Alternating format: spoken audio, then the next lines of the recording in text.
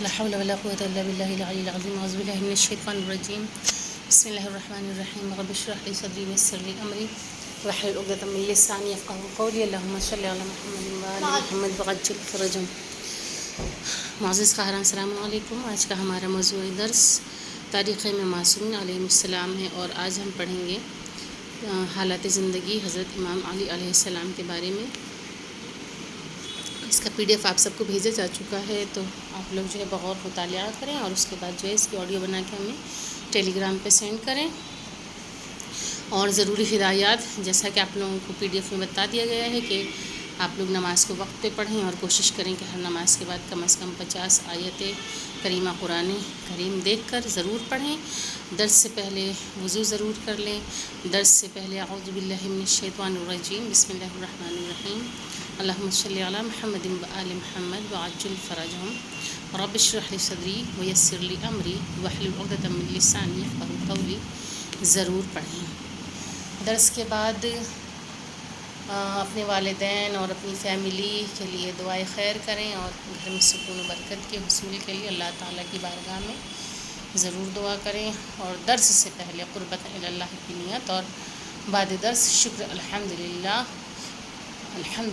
کا شکر اللہ والحمدللہ کا ذکر ضرور کریں. تو درس کا آغاز کرتے ہیں. حضرت امام علی علیہ السلام کی حالات زندگی.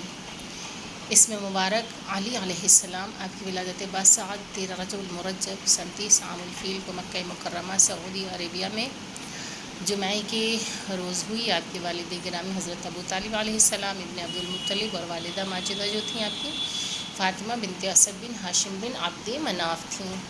آپ اور آپ کے بھائی بہن وہ اولین ہاشمی ہیں جن کے ماں باپ دونوں ہی ہاشمی تھے، یعنی کہ وہاں کا جو اعلیٰ ترین گھرانہ ہے ہاشمی گھرانہ. آپ کی ولادت باسعادت کے بارے میں ہے کہ تاریخ اسلام میں آپ کی ولادت یوں بیان کی گئی ہے کہ ایک دن جناب عباس ابن عبد المطلب قبیلہ بنی العزا کے ایک گروہ کے ساتھ خانہ کعبہ کے سامنے بیٹھے ہوئے تھے کہ انہوں نے دیکھا کہ آپ کی والدہ جناب فاطمہ بنت اسد مسجد میں تشریف لائیں، اور خانہ کعبہ کے سامنے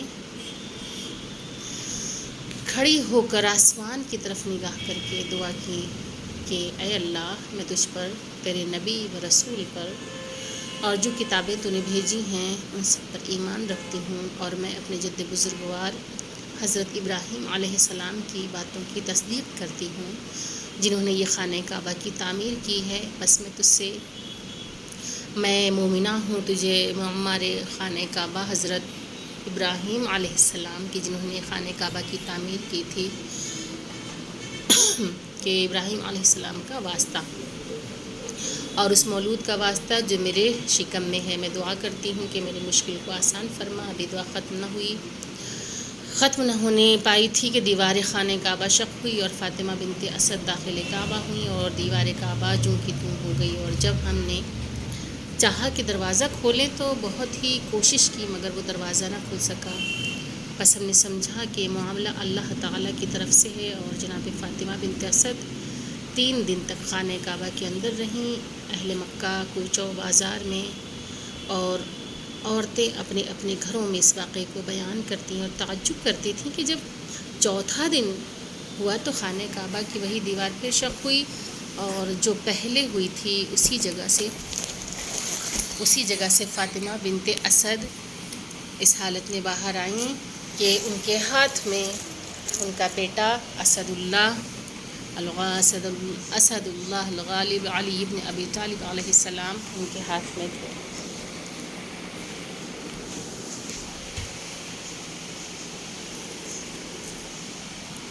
دنیا حضرت علی علیہ السلام کی نگاہ میں. آپ نے دنیا کو مخاطب کر کے کئی بار کہا کہ اے دنیا، غر غیری، جا میرے علاوہ کسی اور کو دھوکہ دے. میں تجھے طلاق بائن دے دی، میں نے تجھے طلاق بائن دے دی، یعنی ہمیشہ کے لیے تجھے ترک کر دیا، تجھے چھوڑ دیا، جس کے بعد رجوع کرنے کا سوال ہی پیدا نہیں ہوتا. ابن طلحہ شافعی لکھتے ہیں کہ ایک دن حضرت علی علیہ السلام نے جابر بن عبداللہ انصاری کو لمبی لمبی سانسیں لیتے ہوئے دیکھا تو فرمایا، کیا جابر، کیا یہ تمہاری لمبی لمبی سانسیں دنیا کے لیے ہیں؟ عرض کیا کہ مولا، ہے تو ایسا ہی۔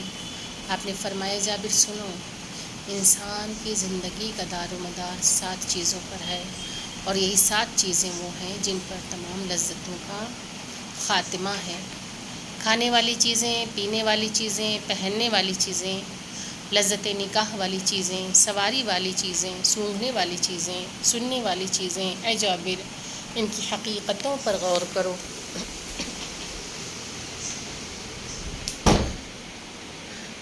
جس میں پہلے نمبر پہ کھانے میں بہترین چیز شہد ہے، یہ مکھی کا لعاب دہن ہے۔ دوسرے نمبر پہ جو پینے کی بہترین چیز ہے، یہ زمین پر مارا مارا پھرتا ہے، کہ پانی کی حقیقت کیا ہے؟ یہ زمین پہ بہتا ہے، مارا مارا پھرتا ہے۔ پہننے کی بہترین چیز دیباج ہے، یہ کیڑے کا لعاب ہے، کہ ریشم کا کیڑا اپنے لعاب دہن سے ریشم کو اپنے چاروں طرف بن لیتا ہے۔ اس کے بعد چوتھے نمبر پہ بہترین منکوحات عورت ہے۔ اس کے بعد 5ویں نمبر پہ بہترین سواری گھوڑا ہے، جو قتل و قتال کا مرکز ہے۔ نمبر 6 بہترین سونگھنے والی چیز مشک ہے، جو جانور کے ناف کا سوکھا ہوا خون ہے۔ نمبر 7 بہترین سننے کی چیز غنا، یعنی کہ گانا ہے، جو انتہائی گناہ ہے۔ اے جابر، ایسی چیزوں کے لیے عاقل کیوں ٹھنڈی سانسیں لیں؟ جناب جابر بن عبداللہ انصاری کہتے ہیں کہ اس ارشاد کے بعد میں نے کبھی دنیا کا خیال تک نہیں کیا، کیونکہ دنیا کی حقیقت اگر کوئی جاننا چاہتا ہے تو امیر المؤمنین علیہ السلام کے اس خطبے کو غور سے پڑھے، اس کو سمجھے اور اس کے بارے میں سوچے کہ مولا نے کیوں ان تمام چیزوں کے بارے میں، دنیا کے بارے میں ان تمام چیزوں کی حقیقت بیان کی۔ احادیث مبارکہ حضرت علی علیہ السلام کہ حضرت علی علیہ السلام نے ارشاد فرمایا کہ جنت کے خزانوں میں سے یہ ہے کہ نیکی کرنا، اپنے نیک کاموں کو چھپانا، ریاکاری سے بچنا، مصیبتوں پر صبر کرنا، مصیبتوں کو چھپانا اور شکوہ و شکایت نہ کرنا۔ کہ انسان کو چاہیے کہ اپنی نیکی کو چھپائے، ظاہر کرنے والا اللہ ہے، یعنی کہ ریاکاری سے بچتا رہے، دکھاوا کرنے سے بچے، اور جب مصیبتیں نازل ہوں تو اس پہ صبر کرے اور پروردگار عالم سے دعا کرے کہ پروردگار ان مصیبتوں کو تو ہی دور کر سکتا ہے۔ اور مصیبتوں کو چھپانا یعنی ہر ایک سے اپنی مصیبت کا شکوہ نہ کرے، بیان نہ کرے۔ اگر انسان ایسا کرتا ہے تو وہ غیر خدا کے سامنے خدا کا شکوہ کرتا ہے۔